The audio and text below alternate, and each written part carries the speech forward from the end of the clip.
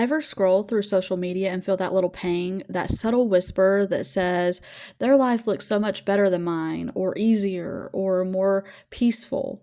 Friend, you are not alone. We live in a highlight reel culture, and it's so easy to fall in that trap of comparison. But today, we're hitting pause on that. We're diving into Galatians 6, 4 through 5, which reminds us each one should test their own actions. Then they can take pride in themselves alone without comparing themselves to someone else, for each one should carry their own load.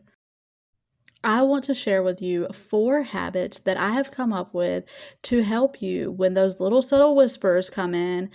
Hit pause, stop scrolling, and get off the comparison hamster wheel once and for all. If you are new here, hi, my name is Raylynn, and my goal is to walk alongside busy Christian women sharing unfiltered habits and strategies to find consistent peace and deeper faith no matter how hectic life gets. So if you are that busy Christian woman, then I would love to have you stick around and subscribe and join my little community here. Okay, now let's get into these habits. Habit number 1 is the scroll stopping self-check.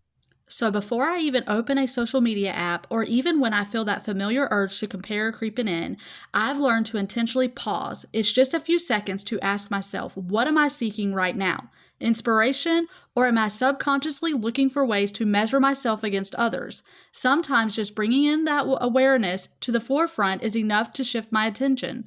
I might even offer a quick prayer. Lord, guard my heart from comparison. Help me focus on the unique path you have for me today. The second habit is shifting my gratitude practice. Instead of just listing general blessings, I try to be thankful for the very specific realities of my current load, as Galatians talks about. It's about finding the good in the messy, the imperfect. So instead of just grateful for my kids, it might be thank you, God, for the energy to connect with my energetic child today, even though it's tiring. It's about acknowledging and appreciating my unique circumstances, challenges, and all, knowing that this is the path God has me on right now.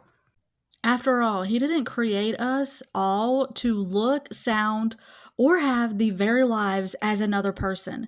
Each of us have our own unique circumstances, our own unique challenges, our own unique situations, different job titles, different kids, different husbands, whatever it is.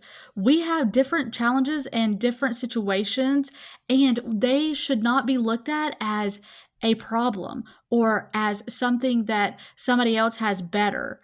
Why do we always look at somebody else's life and think that theirs is better instead of looking at our own life and finding the blessings in ourselves?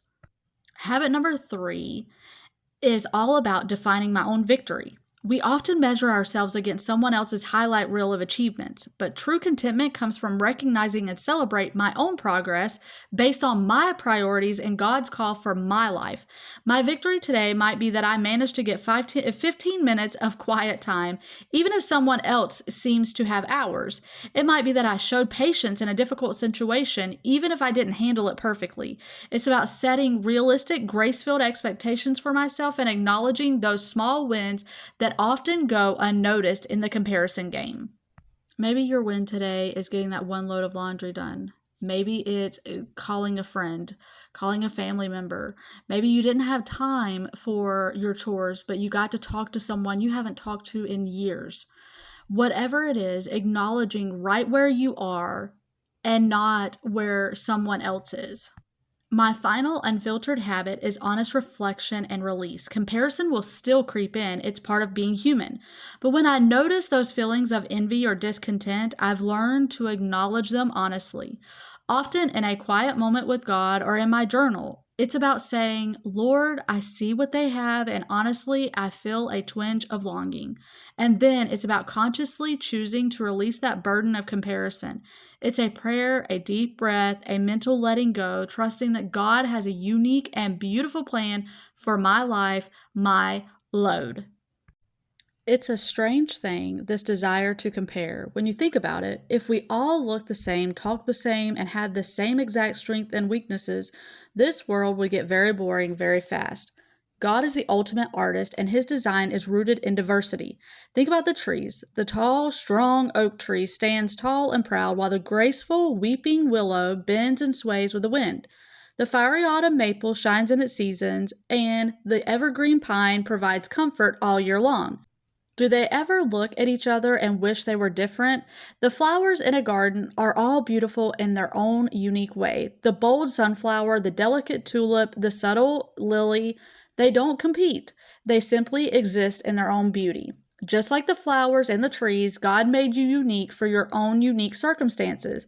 He gave you a specific purpose and your own set of beautiful individual qualities. There is no competition in creation, only coexistence and a shared purpose of reflecting God's glory.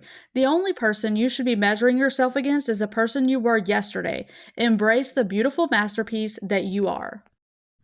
Battling comparison isn't a one-time fix. It's a daily practice. It's about choosing to focus on your own path, your own growth, and the unique blessings in your life.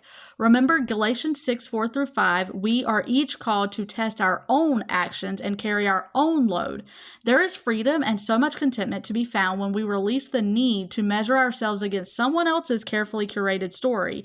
Your real life, your unfiltered journey is beautiful and valuable in God's eyes. The next time you feel comparison or envy creeping in, I hope you'll find yourself thinking back to one of these habits. Your unfiltered life is a beautiful gift from God.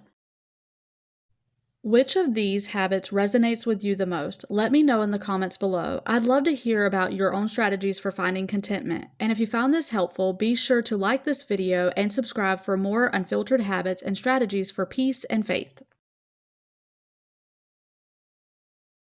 Thank you so much for joining me today. It truly means the world to me. I pray you'll have a beautiful, grace-filled rest of your day. Lord willing, I'll see you on the next one.